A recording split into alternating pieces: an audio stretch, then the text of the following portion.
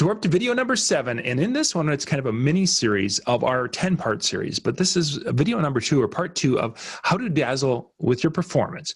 And in this one, Drax, I want to talk about MCing because I think this is an area that a lot of DJs overlook today. They just basically think if I hand them, you know, if I have this, I'm an MC. Absolutely.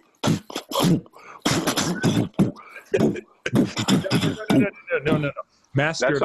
That's not what we're talking about. No, we're talking about master of ceremony, someone who makes again. So we want to be creating a demand for our services, and granted, there's a demand for that too.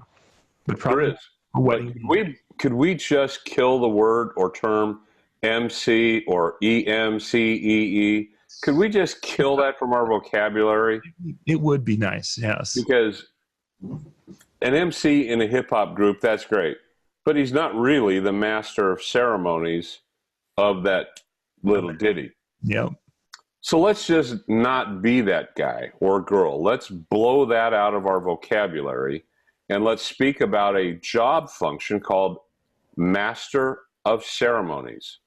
Well, to be the master of ceremonies, you first have to understand ceremonies.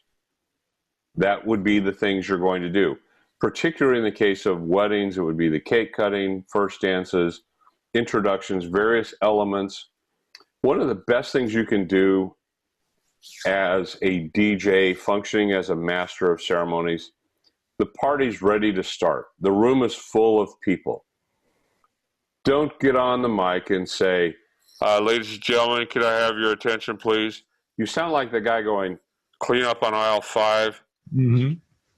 Don't. Here's a thought.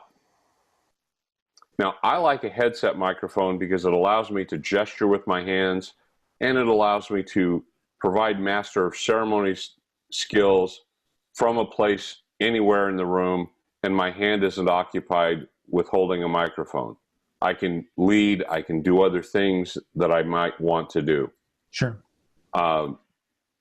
So with that doesn't mean you can't, but understand you're not a master of ceremonies if you choose to use a headset instead of a handheld microphone.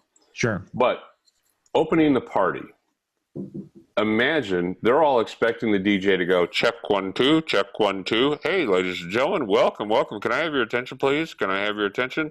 Could we please have your attention? Could everyone please stop talking? Instead, try this. Walk out to the center of the dance floor, to the center of the space, own it. One of the great things to learn from buskers, the guys you see doing entertainment and shtick on the street corner, is they have an area they've marked off as their pitch. They own that pitch. One of the guys that spoke at your conference, Carl Hagerman, years ago, spoke about owning the pitch. Yeah. It's kind of where the term sales pitch comes from. But when you do that, walk out into the middle of the floor and with a proper voice say, ladies and gentlemen, friends and family, welcome to the wedding of Sally and Ben. Boom. There's going to be thunderous applause. I didn't have to ask for it. I didn't have to say, put your hands together. And it doesn't mean you can't say, put your hands together at some point. But to me, that's another wish we could strike from the vocabulary, because if you do the function correctly, there's no need to ask people to applaud. Mm-hmm. The way you deliver the lines will do that. But again, the master of ceremony is the person that explains to the audience what's going to happen, when it's going to happen, how it will happen, what their role is, and he creates the connective tissue that makes the event flow, and he makes it fun. Here's the other example. Don't be on the mic unless there's an exact reason to do so. Now, if you're doing a rock party and it's a big, 900 people in a ballroom and it's just a big rock party, be on the mic however you see fit to keep the crowd energized and moving. But in formal events, special events, corporate events like an annual holiday party or a sales training, that's a formal event. There are specific things that need to happen. Yep. Now, this is how you become a great MC. A great MC a master of ceremonies. The way you dazzle them is actually by 2 words, Boy Scouts. Be prepared. Actually script everything you're going to say. It doesn't matter how good you think you are on the mic. Script everything out. Script inflection points. Script out what you're going to say, and then cut 50% of it out. Yeah. Useless words. Yes. Cut them out. Cut them out. That was one of the biggest things Dave Coulier used to do back in the day, was cut it out. It was a shtick that worked into being part of his persona in a character he played.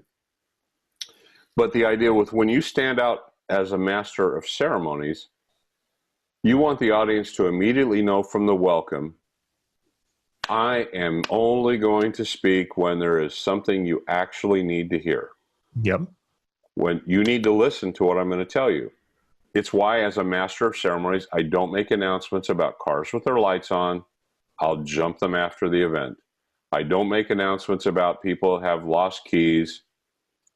Someone comes up with a lost set of keys, I said, take them to the room captain. They'll have a lost and found. And then at the end of the night, hey, by the way, if you've lost anything, your keys, your cell phone, your wallet, it's in the lost and found located X. And if someone comes up and says, I've lost it, can you ask if anybody's found it? I'll say, I can't really do that to take away from Sally and Ben's moments that we're building. But if you check the lost and found, everyone knows to turn it into the lost and found, because they typically always bring the lost thing to me. Yeah. And I direct them to the lost and found. That's a little bit of a salient point that makes the event continue to flow, because a moment that's been scripted and structured is not disrupted with meaningless noise. Now, if somebody comes up and says, my kid is lost, okay, I'm not going to say, go look for him in the lost and found. Yeah. You know, those will be things you take into account.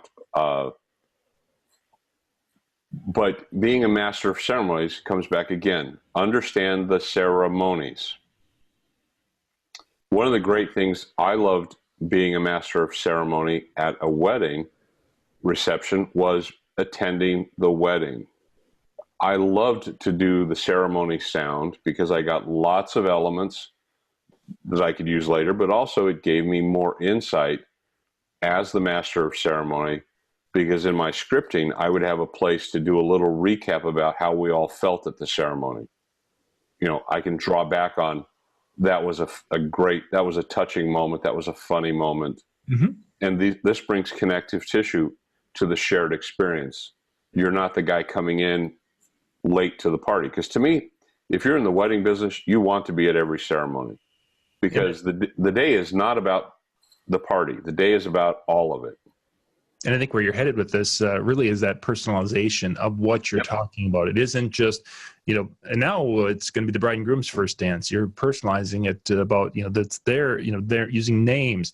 And when you're making an announcement and you're talking about, you know, as they're stepping out on the floor, and you can talk about, and this is just kind of a beautiful moment that's going to cap the day of a ceremony that was just incredible. Oh, that sun across the lake and just hitting it. That was how many of you got, you know, whatever, but you can personalize it. And that's exactly.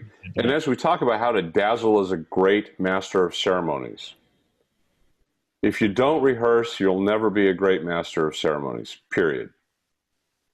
Now, for me, I recommend memorizing everything you're going to say. Why? Great actors and great performers memorize their lines. Yeah, because when the lines are in your head, they are delivered more authentically, and they are delivered with more emotion, because now you focus on the delivery and not making sure, did I read all the words right? Mm. And I'm not saying you got to. That's just what I found worked for me. It was another enhancement that people would come up and say, well, how long have you known the bride and groom? 6-8 months. How long have you known our CEO? 5 months, 4 months. Doing these things creates great master of ceremonies techniques and skills. Yeah. Now, where could you ever learn such things? There are workshops. Now, I'm not going to tell you to go out and take every workshop known to man, because that is not smart. Figure out what your business needs most and take them. Since we're talking about being a master of ceremonies, I would suggest taking microphone workshops. Learn that it's a tool, not a weapon. Learn how to, use it to lead, not to bludgeon people.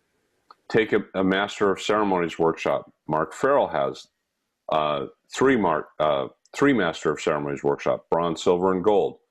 All excellent training. But understand that workshops are not about infusing you with knowledge, like telling you what to do. All workshops are a basis of, here's some ideas.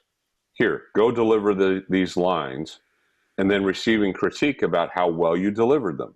Mm-hmm. How was your eye contact? How was your diction? How was your energy? Did you come up when you needed to come up to get the applause line? Did you come down and become soft when you wanted to get something close and tender and you wanted to create that moment? Well, you need to do this. This is voice acting, and that's part of being a master of ceremonies, is utilizing this voice as a tool, as an instrument to be played, not always at constant volume, but to be utilized.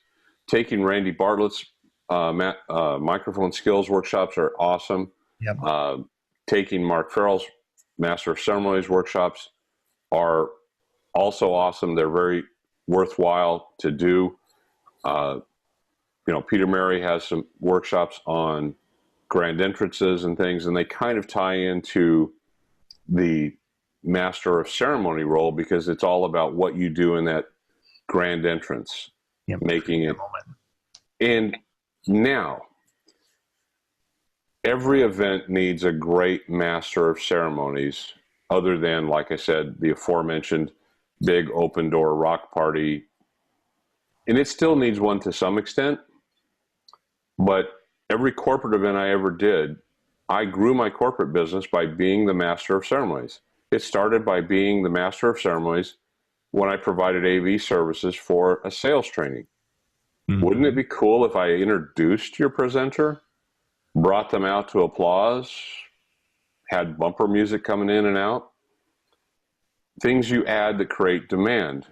Being the master of ceremonies for those corporate events made them fun. They weren't boring sales lectures.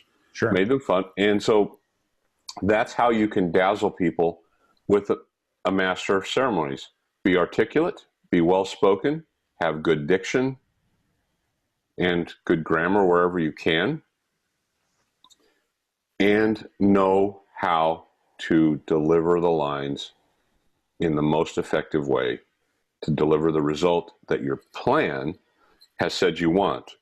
When you deliver that line, to have Ben and Sally have thunderous applause at the end of the first dance, you want that to come organically, because instead of saying, give it up for our bride and groom, Ben and Sally, you can use another point of inflection that will drive them to naturally applaud.